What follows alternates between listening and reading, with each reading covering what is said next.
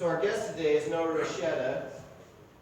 He is the founder of secularbuddhism.com, where you'll find his podcast, and he shares his ideas about Buddhism and mindfulness meditation, which is what he's going to talk about today. And then he also hosts a blog there about secular Buddhist practice. Noah also offers workshops on secular Buddhism and mindfulness and meditation practice in Utah and throughout the United States and internationally. So we are very happy and lucky to have gotten him today. So let's give a hand for Noah.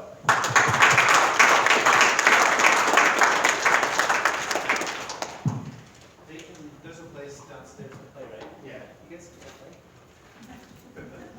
They don't like listening to me. Wait till they're teenagers. Yeah. That's why if I can get them to play now, maybe they will listen. I think I turned it off. Might be off again. Sorry. There we go. Okay. Well, I'm excited to talk to you guys a little bit about mindfulness meditation and the principles behind it, because it's just something I enjoy very much. Do any of you have any experience with meditating? Any form of meditation? A few of you? Okay. And I heard you guys had recently, or some of you recently read the book, Wherever You Go, There You Are. Who all read that? So a few of you, okay. Cool. Well, a lot of these topics then will be new, I think, for a lot of you. So mindfulness meditation, I kind of want to talk a little bit, rather than talking about meditation, talk a little bit about why we meditate, at least from the Buddhist perspective or the Buddhist tradition. So I have a website and a podcast called Secular Buddhism. And just a quick background on that. I had a faith transition about 6 years ago that left me searching for answers. And I came across a lecture series on the 5 major world religions, and the 5th lecture series was on Buddhism. And the more I read or listened to the ideas behind Buddhist philosophy, the more I thought this really speaks to me. So I started to study more and more, and then eventually started teaching it. And it's just something I enjoy. And I think the thing I enjoy most about it is that it's pretty clear up front to tell you that whatever you're looking for, you're not going to find. You know, it's like the great answer is that there is no answer. And that's what I needed to hear at the time. That really spoke to me. And that's kind of what why I do this. And that's something I like to preface when I talk about it is, you know, if there's this sense of there's this great secret you're going to learn from Buddhism or from meditation, the secret is that there is no secret. So that's just out there at the beginning so that there are no expectations because the greatest thing you'll get is that there's nothing to get, right? And I'll explain that a little bit more. So the ideology behind mindfulness meditation has to do with awareness, ignorance, and wisdom. And I want to talk about these quickly just to kind of give you an idea of why would we meditate. I think one of the misconceptions about meditation is that we're sitting there trying to accomplish something, to try to be something, sort of as a form of escapism from real life. There's life, I want to get away from it, so I'm going to go sit in this room quietly and get away from it all. And the reality about mindfulness meditation is that we're trying to become completely anchored in the present moment, to be with however we are. And we practice that by meditating. So rather than being a form of escapism, it's really a form of being with whatever you're with, whether that be negative emotions, anger, frustration, positive emotions, joy, happiness. You're just with it completely, not trying to escape it, but trying to be with it. So one way I like to describe it is that meditation is the practice of becoming comfortable with discomfort. And in life, we experience discomfort in all areas of life. And when we do, we want to resist it immediately and find a way out of it. That form of escapism, escapism can be like self-medicating, right? I don't want to experience this, so I distract myself. And then maybe I go start doing whatever. Rather than trying to escape the reality, meditation is trying to say, what if we can build our resistance to being with life as it unfolds? So that as life unfolds, if it's something negative, you can still just be with it. You don't have to run away from it, to distract yourself from it, to self-medicate. You can be with whatever it is. So that's kind of the idea behind mindfulness meditation. And I want to start with this concept of awareness. Awareness is, it's like, I'm sure you've all done this, where you're driving somewhere and you finally get there and you don't really remember exactly how you got there because you were zoned out. We've all done that, right? So my office is about 5 miles from my house. I live in Camas, and the office is in another part of Camas, but so you drive through the valley. It's just all farmland and cows, and there's really nothing to see. And I've done this for years. And one day last year, I decided to ride my bike during the summer. So I'm riding my bike, and I get to this specific bend in the little road, and I look off to the right. And in the field, there's this cluster of trees, and I noticed this red barn right behind the trees. And I'd never seen it before. I've done this drive for years. So because I'm on my bike and I'm going slower and I'm paying attention, I was able to notice something that I had never noticed that was there all along. And that's kind of the idea of awareness. It's noticing the things that are what they are, and we don't notice them. Not because, it doesn't have to do with the circumstances, it has to do with ourselves, our perspective and our mindset. And that's kind of the exercise of meditation, is developing the ability to become aware. To become aware of what? Of the things that we're not aware that we're not aware of. Right? The things that we don't know that we don't know. This is the idea of ignorance in Buddhism, is that there are things that we don't know that we don't know. But you can't, how do you become aware of something that you don't know that you don't know? You can't, right? Because you don't even know that you don't know. So the solution isn't around, well, I need to discover something, because I don't even know what I need to discover, right? So the practice is I need to be aware, so that at the right time and in the right place, I'll notice something that I've never noticed before. It's like me riding my bike, and there's a red barn behind those trees. I've driven past this countless times. I've never seen that. Now, in life, the way that happens is we go through situations where this can happen all the time. Take, for example, I know somebody, and they are a certain way. They are whatever I enter, into that lane. And then years later, you see them in another context. This happened to me with a teacher who was a very mean teacher, and I didn't like her. And then I saw her at the store one day, and she was there with her kids or grandkids, I'm not even sure. And she was the sweetest lady and buying them little toys. And I remember thinking, she was that all along, but I didn't know that. And that's this idea of awareness, is you can become aware of something that's been something all along, yet you didn't know it. So there's a Zen story about a man who is in a field and he's being chased by lions. So he starts running through the field, and he gets to the other side of the field, and it's just a drop off a cliff. So he stops, turns around, the lions are already too close, he can't get away, so he holds onto a vine and climbs down the cliff to get away from the lion. And about halfway down the cliff, he realizes there are more lions at the bottom. So he looks down, there are lions, at the top there are lions, he doesn't know what to do. And then, out of nowhere, these two little mice come crawling out of the little hole in the cliff, and they start gnawing on the vine ends. And while he's there hanging onto the vine, he looks over, and there's a strawberry plant with strawberries, and he picks one and he eats it, and it was the sweetest strawberry he's ever had. And the story ends there. And they tell you this, monks who are studying to be Buddhists, like, this is a story they tell you, and you're like, what? And when I first heard it, I was like, well, that is the dumbest story I've heard. What happens? And the idea of the story is that it's not about what happens next.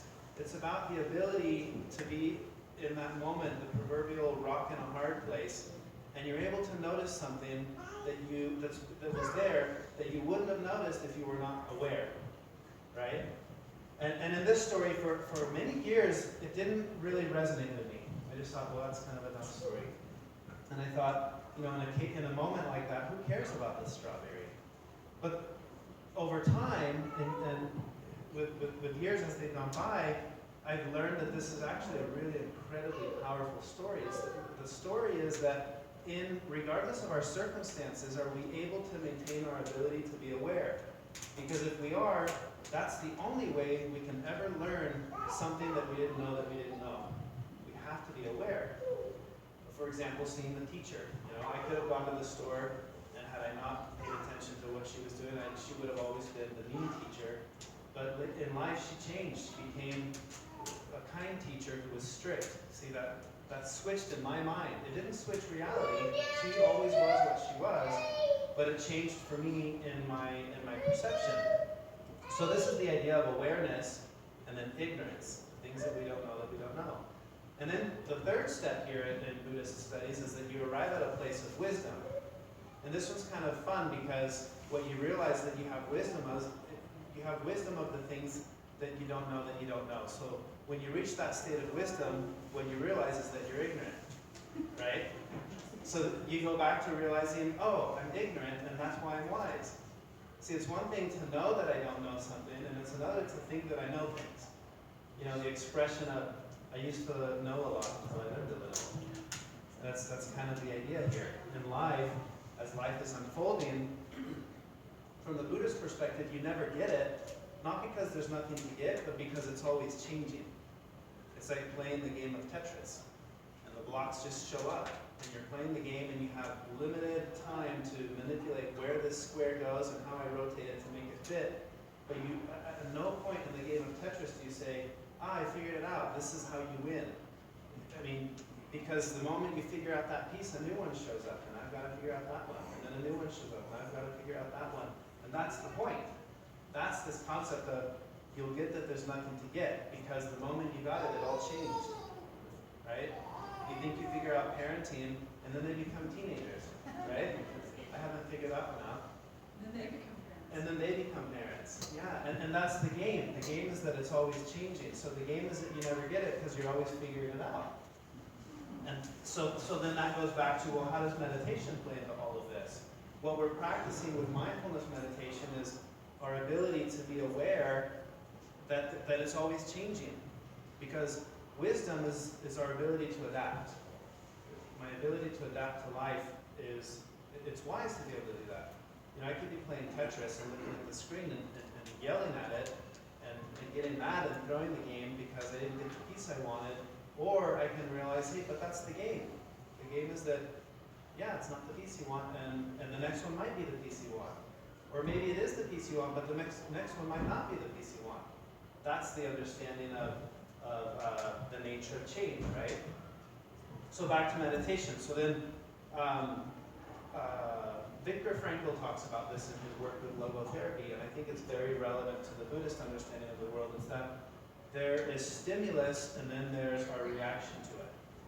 And if you were to visualize my hands together, you know, stimulus and then the reaction, like something happens and I react. And what we're trying to do is create space, because it's in that space that I can accept something happens and I can choose how I react to it. Now, we're not hardwired for this, right?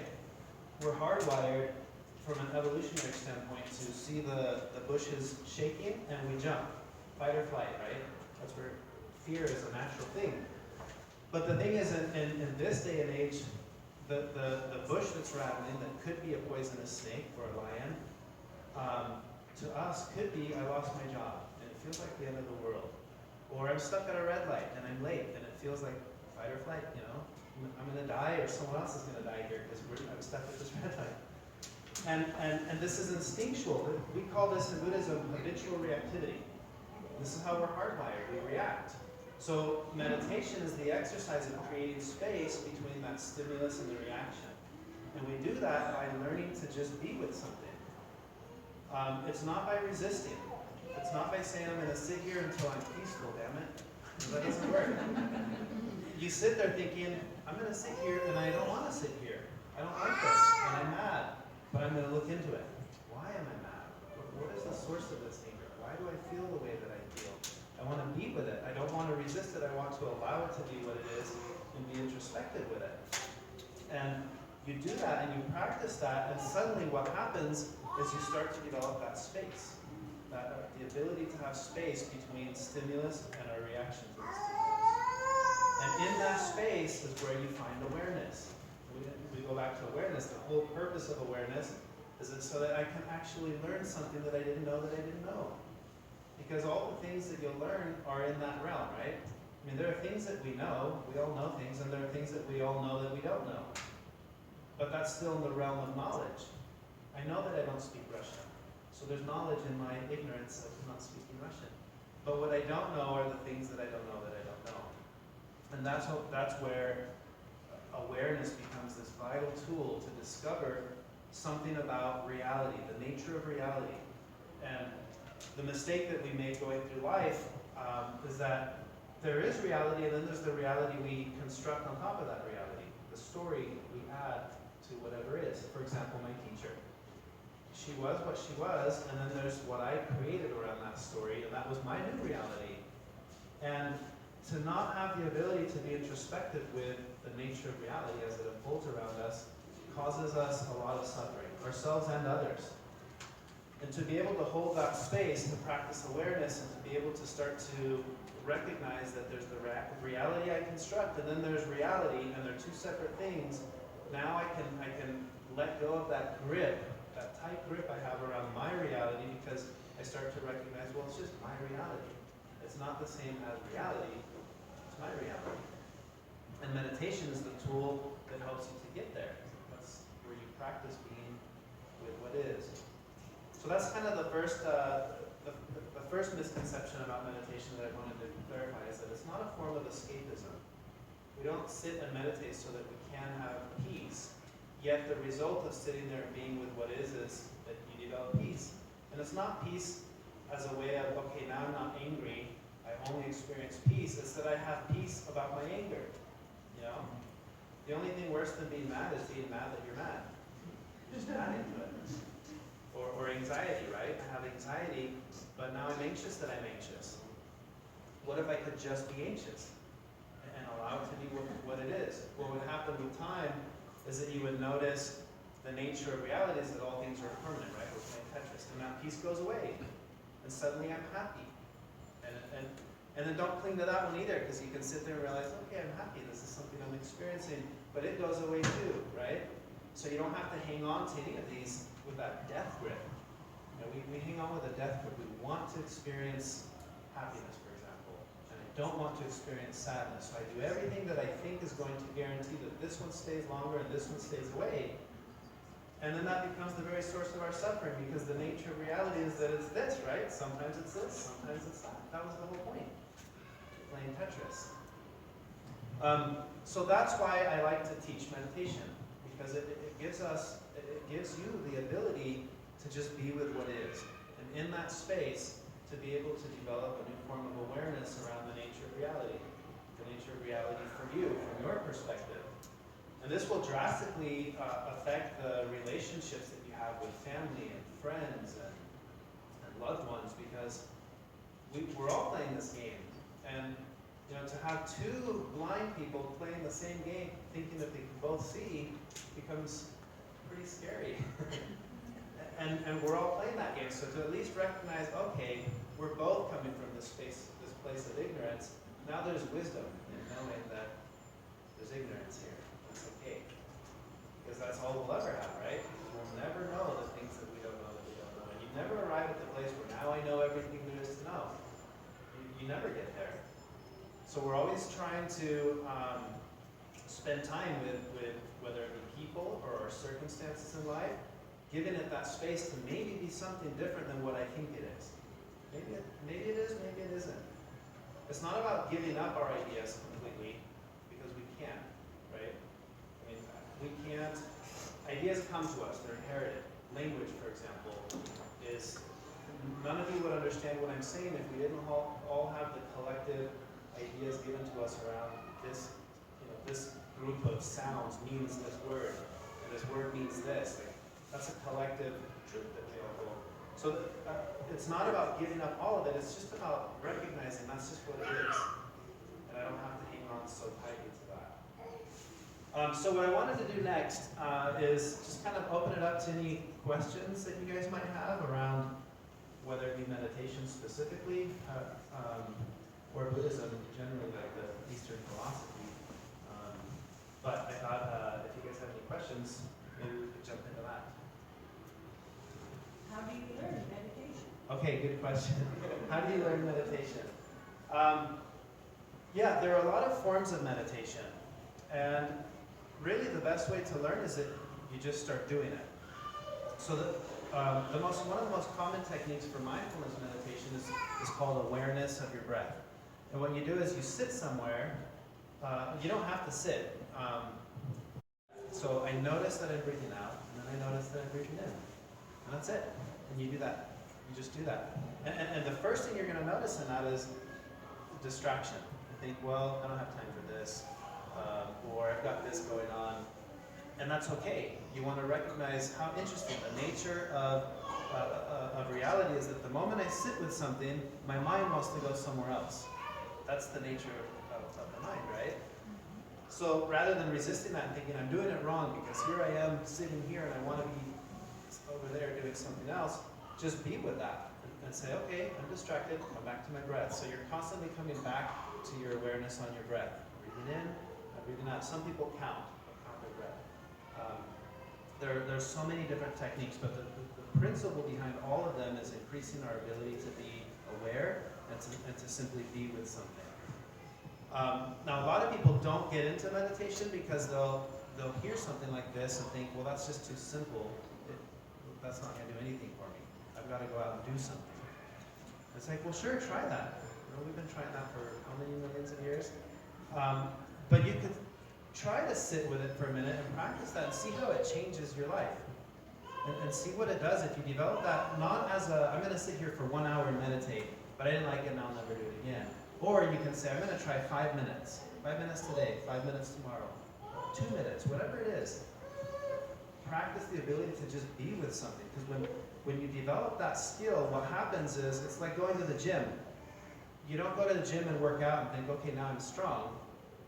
It's over time that you recognize, oh, I had to lift this. Wow, that was a lot easier than a year ago. And this is really heavy. It's because I've been going to the gym. You'll notice that with meditation. As events unfold in life, for example, you're stuck at the red light or a car cuts you off, you'll notice that sense of reactivity has diminished. You can just kind of be with something and think, huh, how interesting. I noticed that I got upset, but the fact that I noticed that I got upset already diminished the anger I'm feeling. By then the light's green. Okay, well that was cool. Where before you would have been honking and doing whatever you could in that state of reactivity. So yeah, you just practice by starting with just being with something, being with the moment. Sitting on a couch, sitting on the floor, washing the dishes, whatever it is, think, what if I was doing just this? And notice yourself thinking, oh, I'm doing the dishes and I wish I wasn't doing the dishes. Boom, now you're meditating. It's like, this is the nature of the mind. It doesn't want to do things. It always wants to do something else. What if I could just wash the dishes? So you could practice it doing whatever it is. Alan Watts mentions that meditation is, anything can be meditation when we do it for the simple sake of just doing that thing. Walking in nature, anything. You can even do it while you're driving, thinking, what am I not noticing that I've not noticed? So yeah. Does that answer the question? Okay. All right. There are a lot of books that are like this thick that are just that topic. Okay. Okay.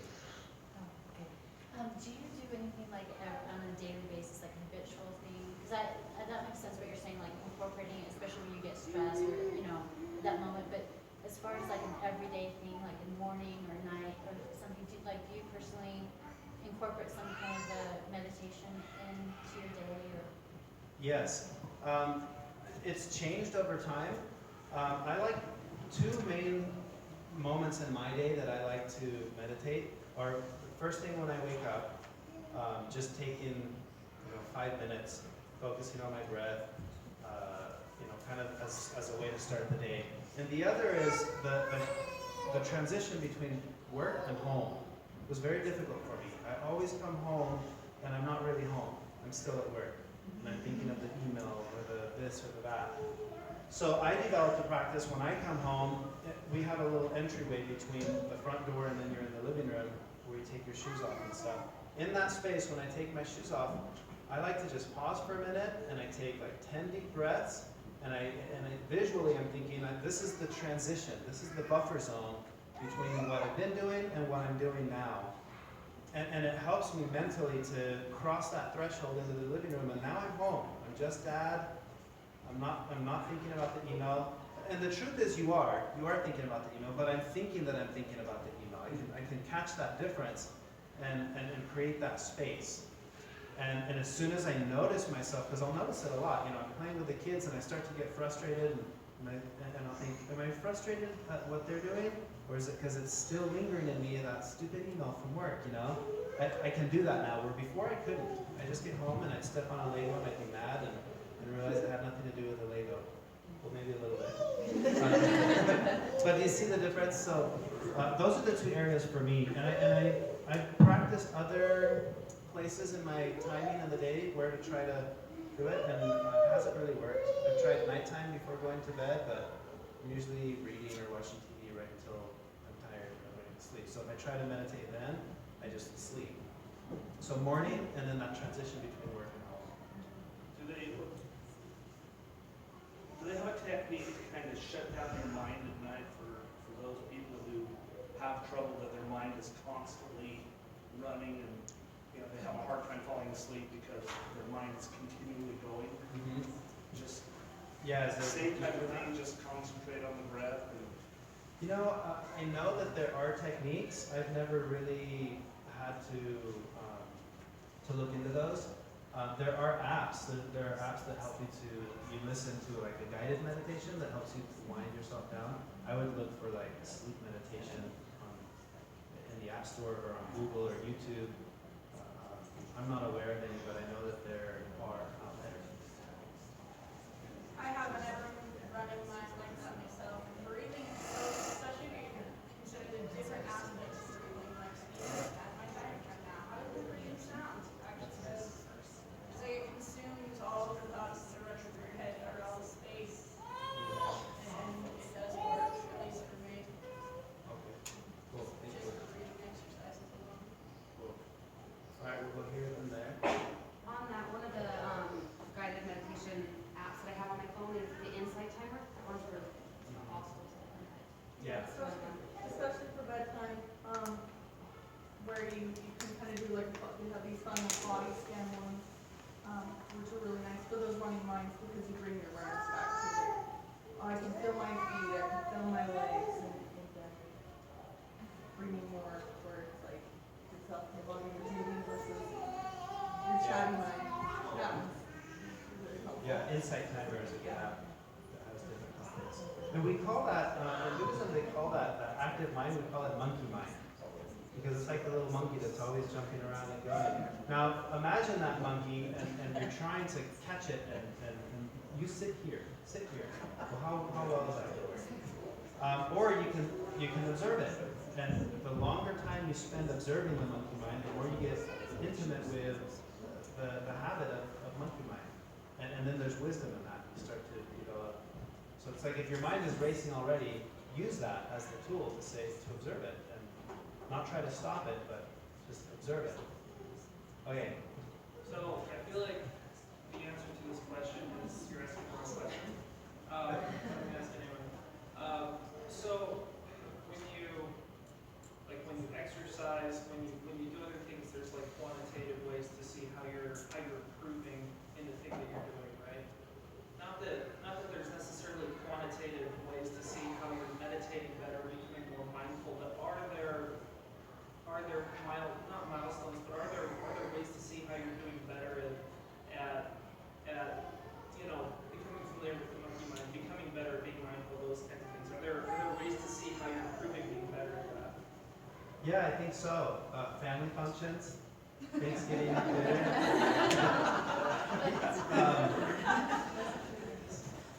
I mean, jokingly, but in reality, there are moments in life where you're typically more anxious or maybe more triggered to be reactive, and you yourself start to notice in these instances you're less reactive. A certain topic was brought up, religion, for example, or politics, and you didn't instantly launch into it. You're just kind of like, I think this is working. My blood isn't boiling. It's still hot, but it's not boiling. That's what you start to notice, and over time, it gets better and better. You become progressively less reactive.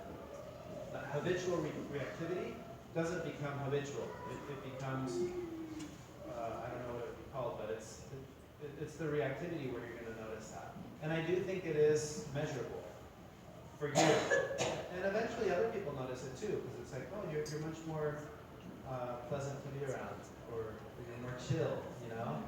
You'll notice that over time, for sure. Yeah, blood pressure. If you had to pick 2 books that would help people the most to understand this, what 2 books would they be? Depending on the audience, I think for a secular-minded audience, my favorite is Buddhism Without Beliefs by Stephen Batchelor, because it does a good job of just presenting all of these concepts in a very secular format. And another one,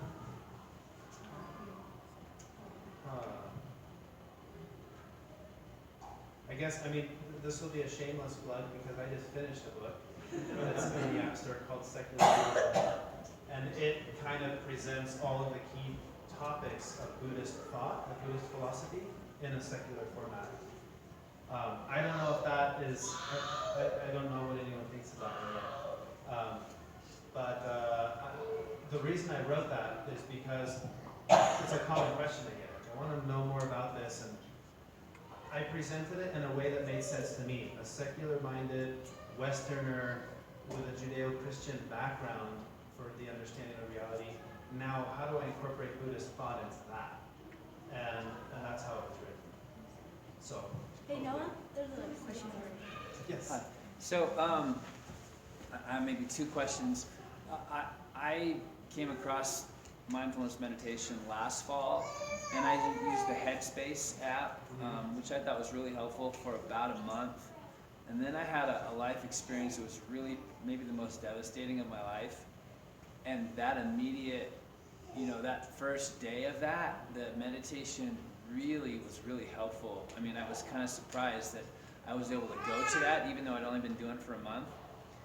After that day, just dealing with the aftermath of that this last year has been really hard. And I think it's because I didn't establish the habit deeply enough, but it helped me in the initial phase. So in the last week or 2, I started coming back to it and doing it again. So what I want to know from you is, first, how long have you been doing it? Like, when were you first exposed to it? And when did you kind of make it a part of your life?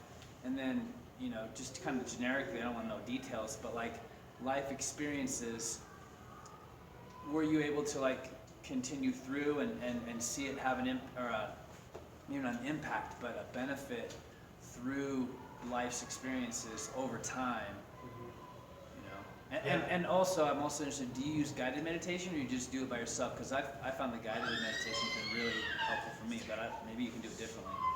Yeah, I've gone back and forth. I've gone through months where it's all guided meditation, followed by months of no guided meditation. Right now, that's the most common for me is I just sit and meditate. And I have like a series of exercises that just run in my own mind, observing the breath, for example.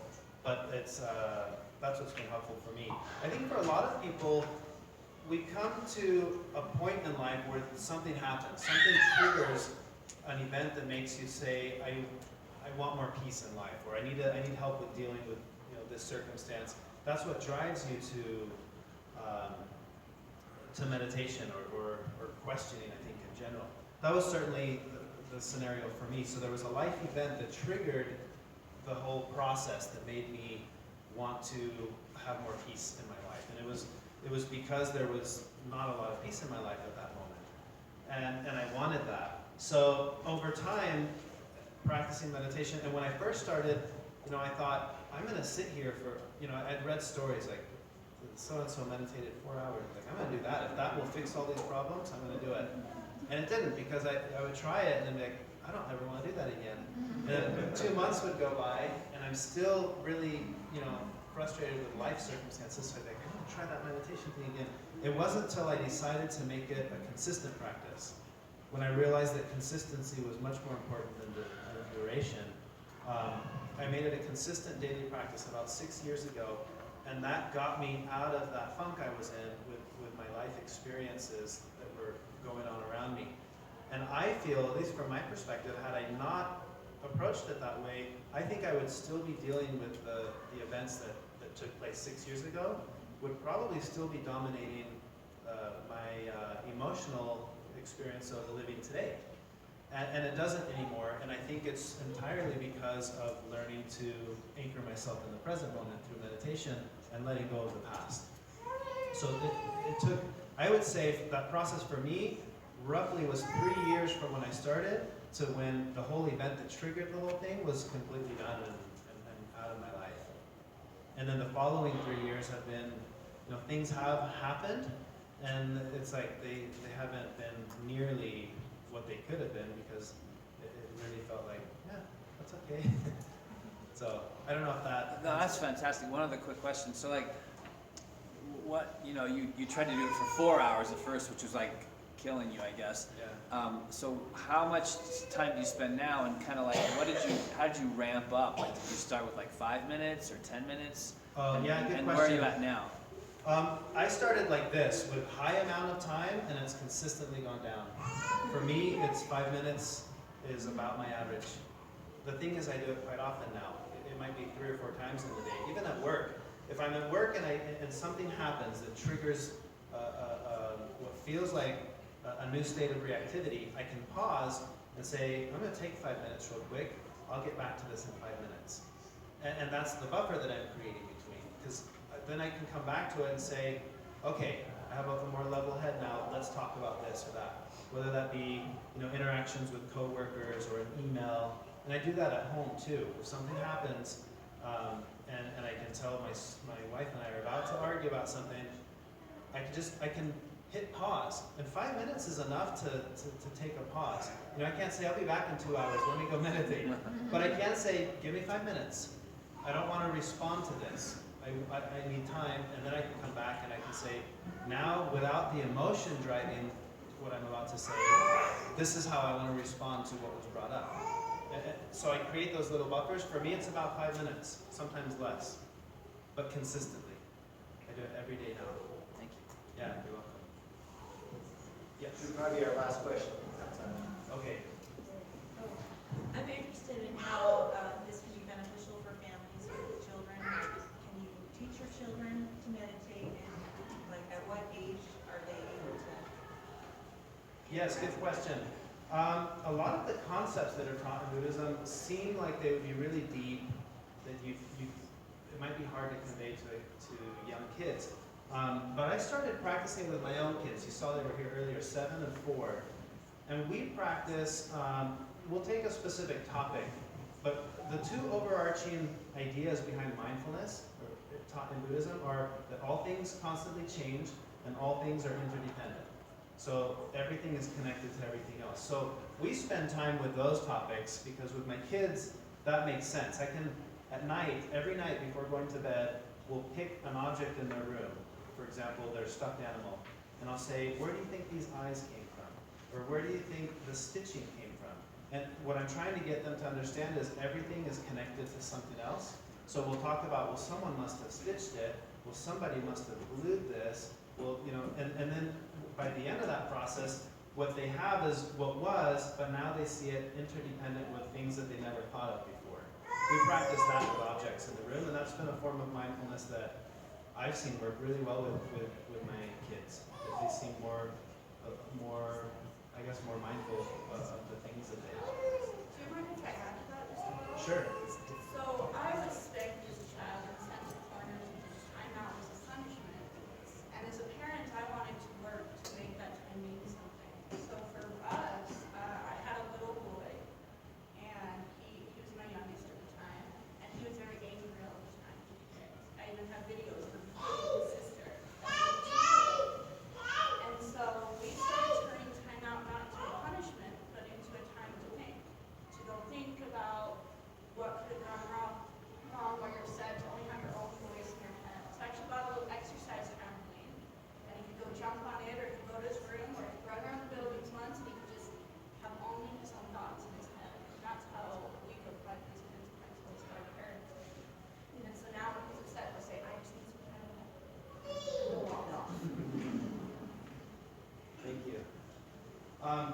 thank you guys. If you want to learn more, I have the Secular Buddhism podcast. It's like 20 to 30 minute episodes, and I address all of these topics a little bit more in depth. And it's a weekly thing, so I try to add a new one every week to, my goal with that is just really to present Eastern thought or Buddhism in a way that Westerners like myself would understand, secular-minded Westerners. So if you want to learn more about specific topics, you can go on there and look through the podcast list and find. I have a whole episode on teaching mindfulness to children, to my children. So yeah, you can look on there. That's at secularbuddhism.com is the website, and that's where the podcast is, and you can get a lot more information on there. So thank you guys.